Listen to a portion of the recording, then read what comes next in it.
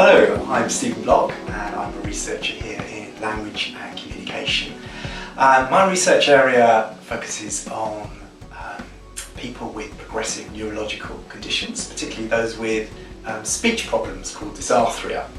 And I'm particularly interested in analysing conversations using a specific methodology called conversation analysis. So what are the big research questions? Well, what I'm particularly interested in is trying to understand how people with dysarthria really communicate in the real world. And as a result of that, I'm interested in figuring out what we as health professionals and academics can do to support those people. The question, why is it important? Well, people that have progressive neurological conditions like Parkinson's disease, motor neurone disease, multiple sclerosis, can all experience a decline in physical function. And that's not just their walking or their movement of their arms, but it can also be their speech and their communication. And traditionally, speech and language therapists and researchers have been very keen to understand the mechanisms behind that change in their speech, because these people get worse over time. And research over the decades has been particularly interested in looking at how the tongue works, looking at the voice box and the larynx, and particularly where speech goes wrong in the brain.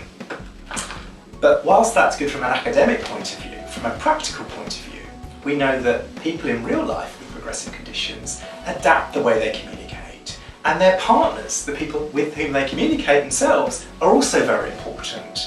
So I'm interested in moving away from the physical structures of the articulators, the brain, the voice box, and really looking at how people are interacting in the real world in everyday conversation.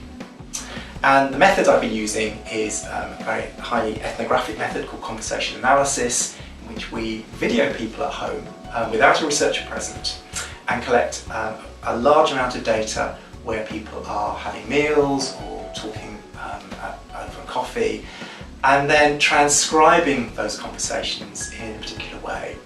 And then the fun starts in that we actually look at the analysis of those transcripts by looking at the patterns of behaviour, the ways in which people organise the activities they do.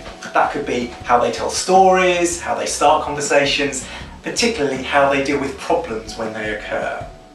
So in terms of what we found over the years, the original work started about 15 years ago now, and enabled us to spend quite a lot of time looking at a whole series of conversations of people with motor neurone disease.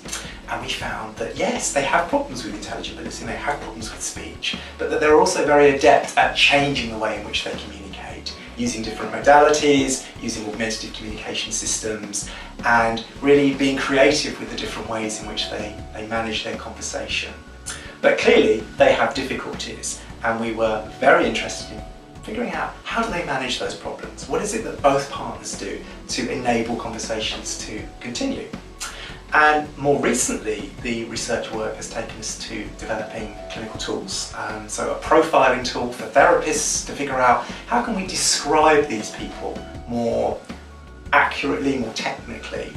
And the current state of the research is now piloting a new therapy program called Better Conversations with Dysarthria, which is a very exciting initiative because we're going out working with people with motor neurone disease and Parkinson's disease, and working on a very collaborative way. Rather than a traditional therapy model where the therapist knows best, we're sitting down with people, watching videos of them interact in natural environments and saying, what's working well for you? What's going wrong? And what do you think that you could be doing to make things better?